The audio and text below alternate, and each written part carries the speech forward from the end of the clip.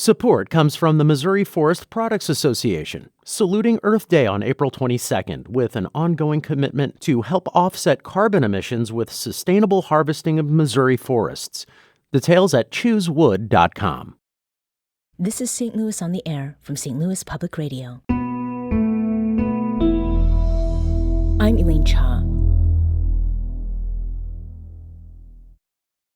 Nearly 13,000 workers at Midwest auto plants in Wayne, Michigan, Toledo, Ohio, and Wentzville, Missouri began their strike last Friday morning. The action kicked off the start of an historic United Auto Workers strike after Ford, Stellantis, and General Motors failed to reach a new contract deal with UAW. This one makes history as the first strike against three automakers at the same time. Today marks day 4 of that strike. St. Louis Public Radio reporter Andrea Henderson visited the picket line on Friday to hear from workers. We are trying to get ourselves bettered in our wages. 2019, I think we settled for a little not enough. We're trying to educate more people, educate our temps, so we can try to get what we need. Cost of inflation has gone up so much, people can't hardly live on what we make. The increase of the executives and CEOs, they've gotten so much more money just in the past 4 years, and we've gotten very little. In comparison, it should be close. Like the percentage of increase of their wage should be the same as the people that work down here on the line. We need enough money to pay our bills, to feed our kids. Groceries and gas have gone up practically doubled since 2019. People are living paycheck to paycheck and just aren't surviving. Just to be clear, we don't want to be out here. None of us wanted to be out here, but it's something that we felt was necessary in order to get what we think we deserve. That was Rodney Smith from North St. Louis, who has worked at the GM Wentzville Assembly plant for 8 years, as well as Debbie Smith, no relation to Rodney, from O'Fallon, Missouri. Debbie's worked at the plant for 12 years. We'll talk later with a WashU sociologist who will shed some light on what this strike says about our understanding of and attitudes toward work in 2023. Before that, though, let's get more of a grasp on what's brought the United Auto Workers and local UAW 2250 members to this point. To speak to that, we have Sonya Wagner. Sonya is a UAW worker who has been at the GM Wentzville Assembly plant for 10 years. Sonya, welcome to St. Louis on the Air. Thank you. Thanks for having me. I'm so glad that you're taking time to talk with us. Sonya, why is it important to you at this moment to be on strike? At this moment, it is important for our local, UAW Local 2250, to be on strike so that we are able to gain what we feel that is necessary, looking for our fair share. And at this point, we haven't gotten our fair share. And so in order for us to do that, we don't want to go on strike, but we had to in order to fight for our fair share of the profit. Mm-hmm.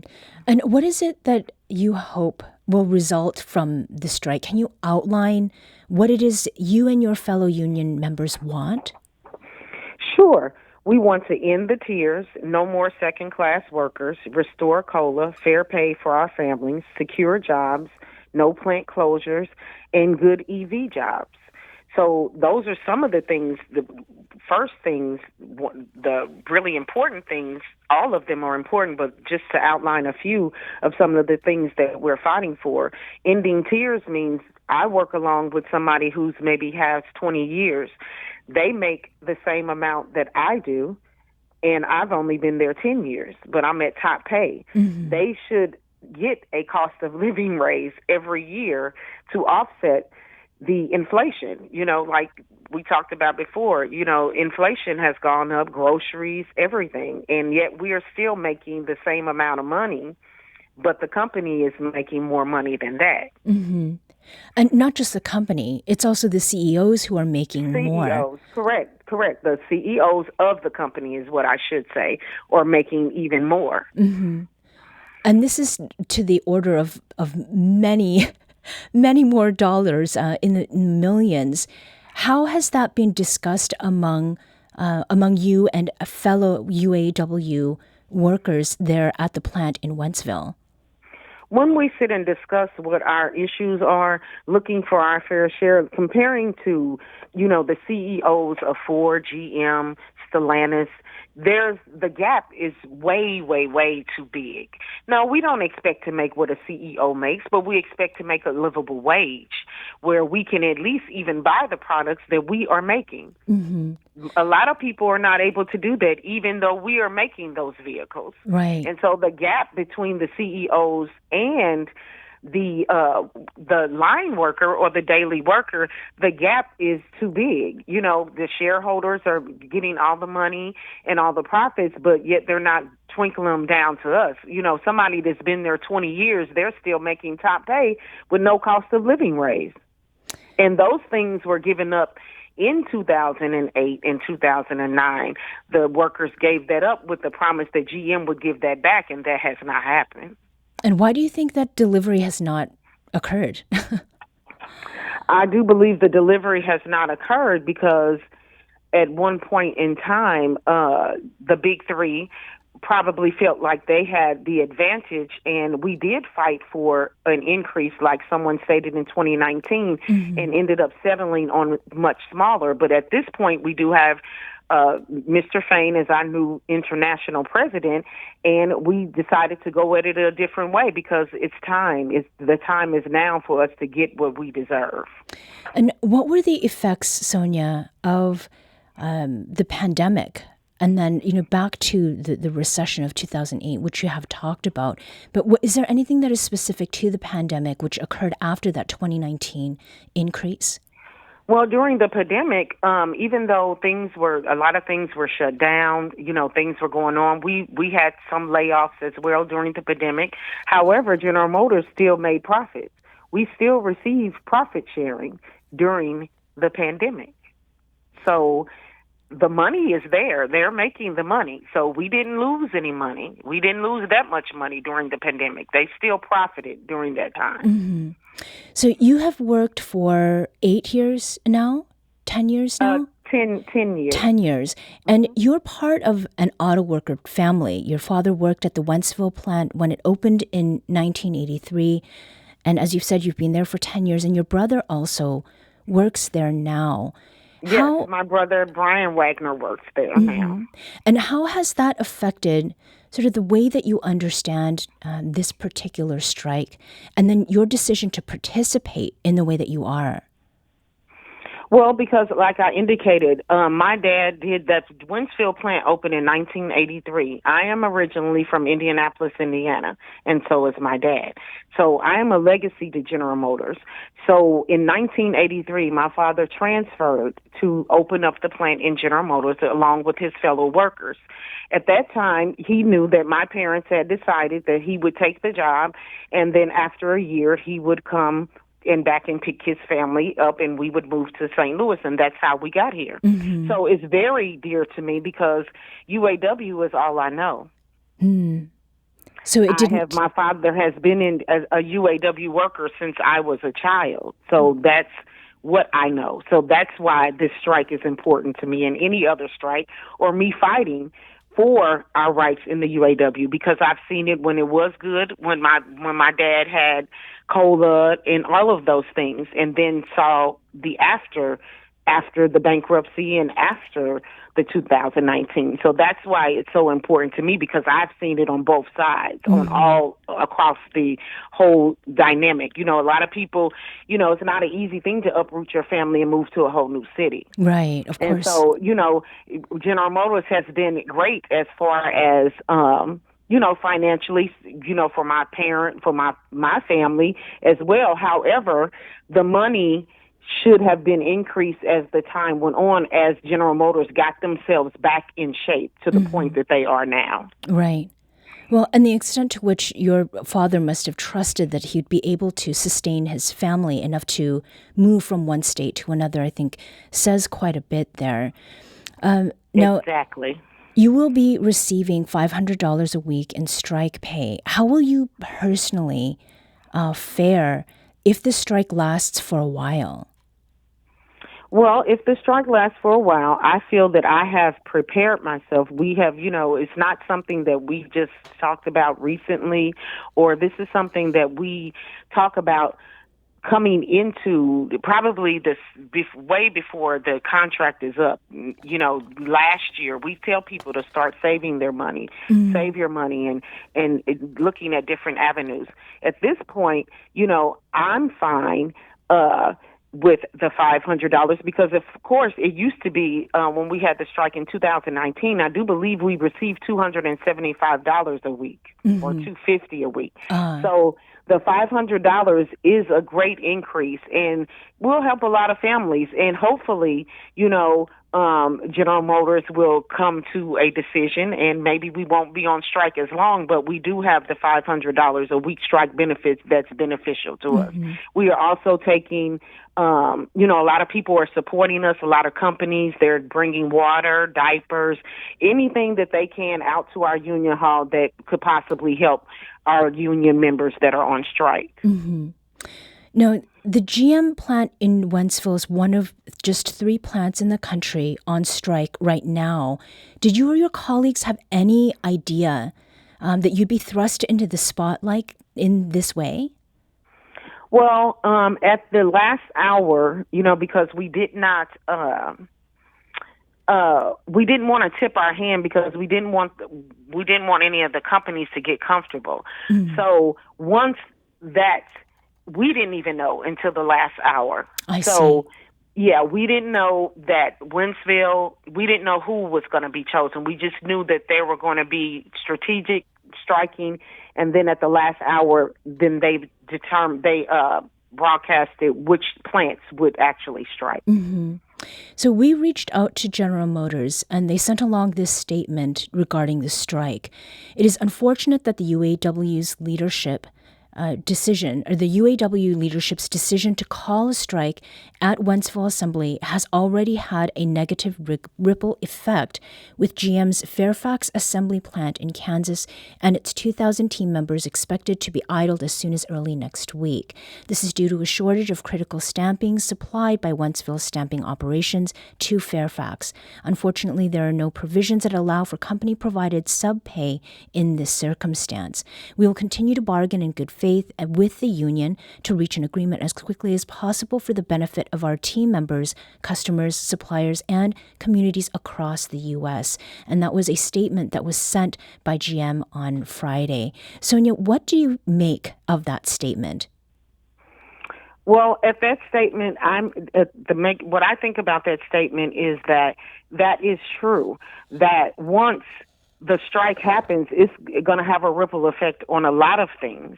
And so I am aware that in Fairfax, that the stamping part, that they are not able to get that from us, then that, in fact, would then lay their employees off, which they wouldn't get any sub pay or anything. But we are all in this fight together because whatever is won is for everybody, not just Wentzville. And that's part of the reason you're doing what you're doing. That is correct. Right. What is it that gives you hope that this effort, Sonya, will produce the changes that you and your local UAW 2250 members want to see and that UAW as a whole is aiming for? What we're aiming for is that we feel that during the strategically striking the way that we have, that we feel that we will get major gains made with this contract. We just want, our pay to be increased. We want to get paid what we're worth. We're looking for a fair share of our fair share. We want to get rid of the tiers. We want COLA back. We want incentives for our retirees as well. Sonya, thank you so much for talking with us today. I thank you for having me. And just again, if anybody would like to support us, just come on and bring any items out to our local union hall at 1395 East Pierce Boulevard, Wentzville, Missouri, 63385. We are there 24 hours a day during this time because we are on strike. We do appreciate your support. We need to take a quick break. When we come back, we'll talk with a WashU sociologist about this story. This is St. Louis on the Air on St. Louis Public Radio.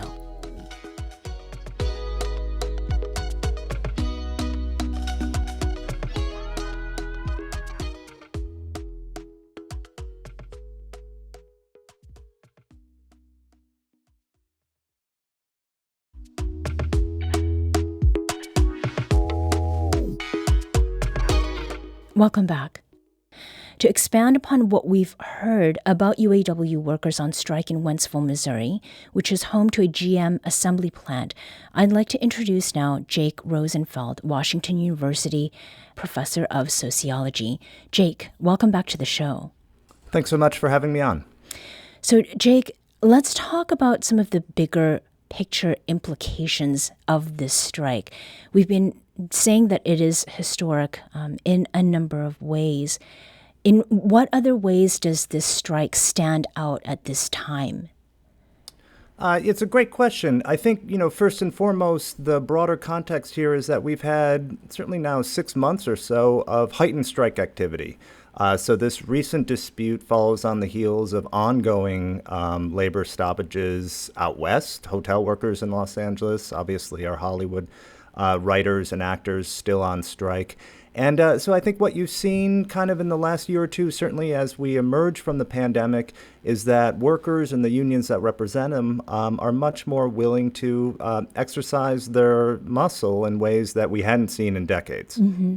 And from your perspective, do you think that the timing of this particular strike, that it has to do with how much activity there has been with unions around the country? It could be. Certainly we know from past research that strikes, and especially successful strikes, beget more strikes. There's a kind of contagion effect there. But it also has to be said that this particular dispute is tied to contract negotiations and just the timing of the auto industry's last contract and when this one expired. Mm-hmm. I think as your prior guest put so well, the last contract was settled prior to all the disruptions of the pandemic back in 2019. So it's not so surprising that auto workers are looking to update their terms and conditions of work now. Mm-hmm. And as far as historical precedent goes, is there a moment that you can point to where there was this kind of activity among unions? Oh, sure. Yeah. So I think kind of once you go back historically, it's still the case that strike activity, union membership is way, way down from our kind of past heyday and peak of the union movement in the United States. So it's certainly true that recent years we've seen a ramping up of this activity, and we've seen the kind of public come along and through poll after poll express real support for unions. But we don't want to overstate the case. Strike activity still remains way below levels that this country experienced in the 60s and 70s. Mm-hmm. What accounts for that? First and foremost, just the dramatic erosion of the union movement, specifically in the private sector.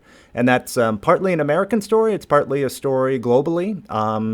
When, your labor movement is anchored in kind of the hard hat manufacturing industries, such as auto work, as those industries automated and offshored, you had a real decline of union workers out there, combined with the fact that unions have had real difficulty making inroads into kind of fast-growing service work, and you get the result being a real shrunken union membership base now compared to periods in our past. Mm-hmm. Now, we asked for callers, and Elad Gross, a previous guest on the show, is on the line. He's also running for Missouri Attorney General. Elad, you're on St. Louis on the Air. What would you like to share? Hi, thanks for having me. I was actually on the strike line with folks back in 2019. I've been there a few times already now this year. And I know, that we're actually going to be helping stand up some food pantries if this thing has to go on for a while longer. But wanted to say, one, obviously voicing my support for all of this, but two, I've always kind of seen, in especially talking to folks and looking at what's going on, it just seems like this is such a big inflection point right now in the American economy as to, are folks going to get paid based on this productivity that's going up, but pay really isn't. And you see this kind of in so many different areas from housing and schools and everything else, where it just seems like the gap is increasing over and over again. Right. And I think that gets to, thank you, Elad, for calling in with that, Elad Gross. There has been a lot of talk since the pandemic about what essential workers are, who constitutes that group.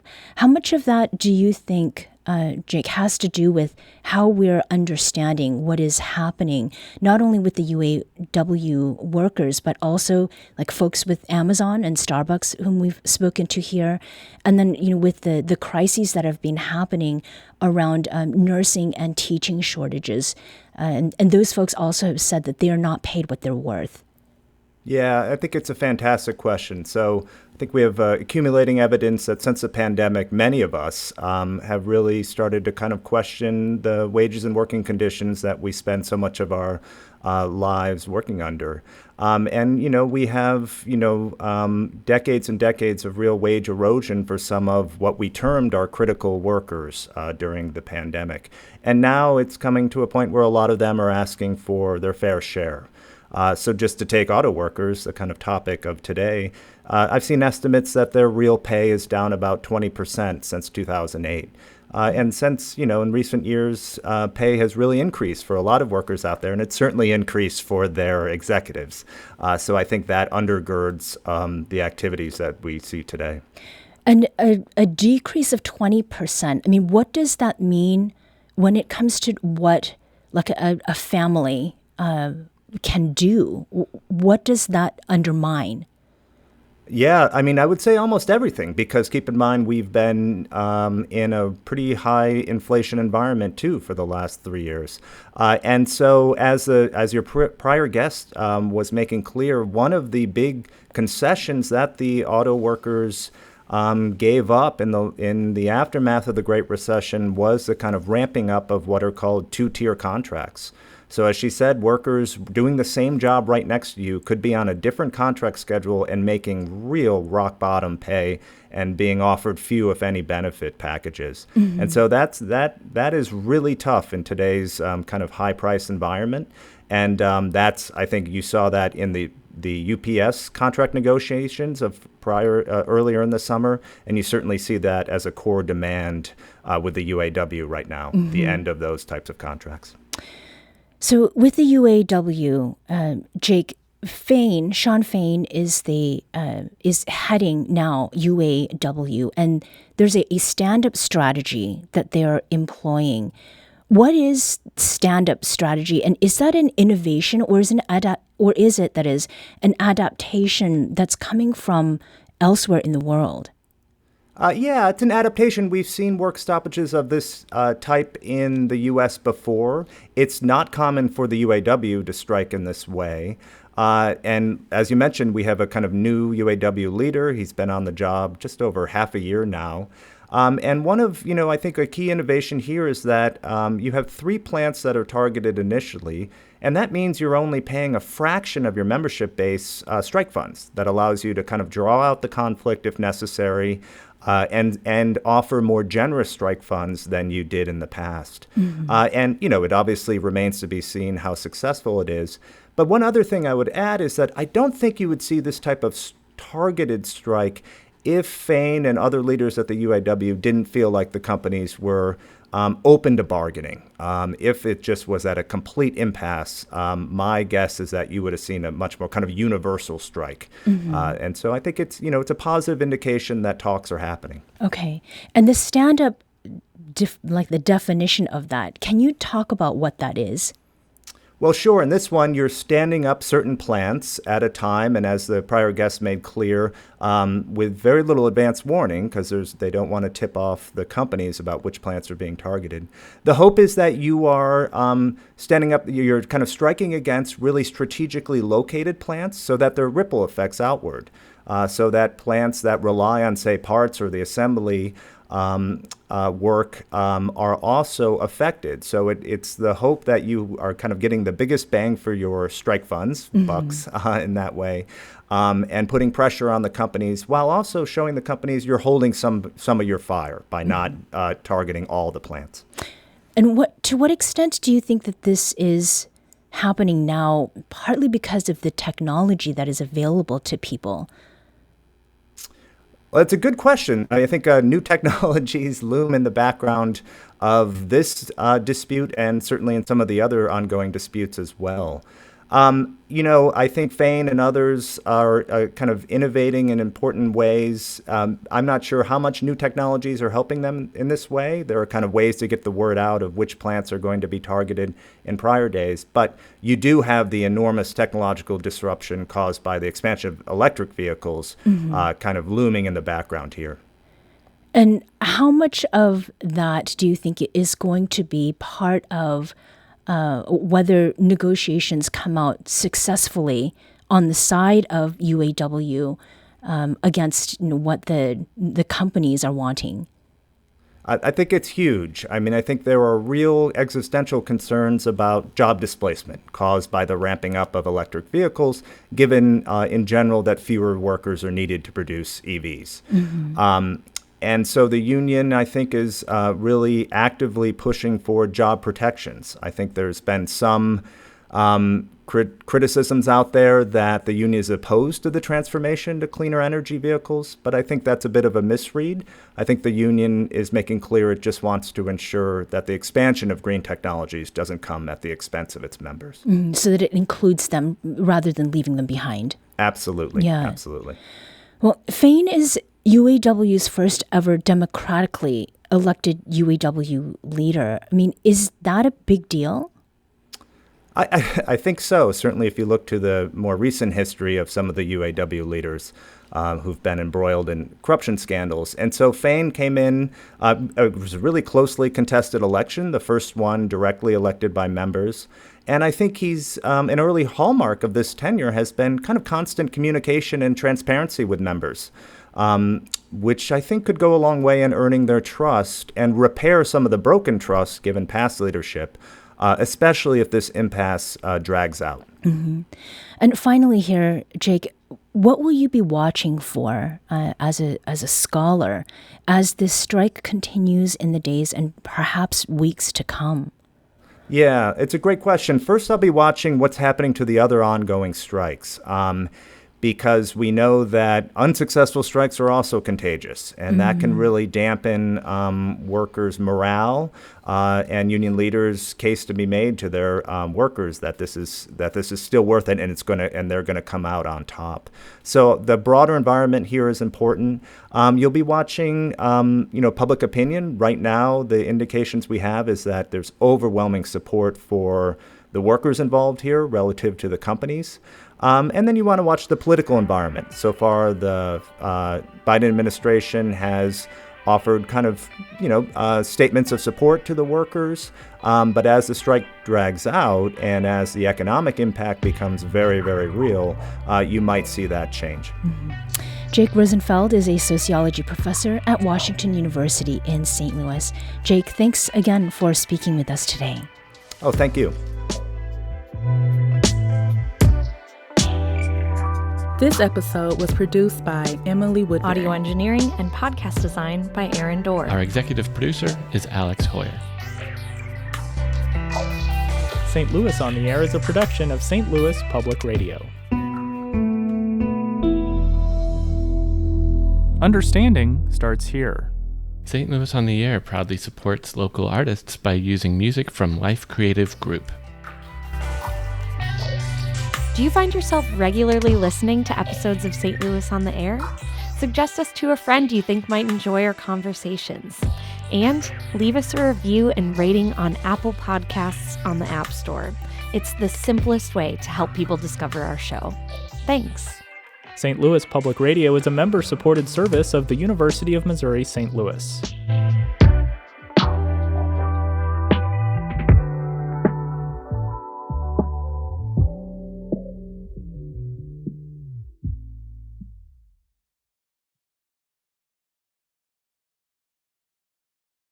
Support comes from the Missouri Forest Products Association, saluting Earth Day on April 22nd with an ongoing commitment to help offset carbon emissions with sustainable harvesting of Missouri forests. Details at choosewood.com.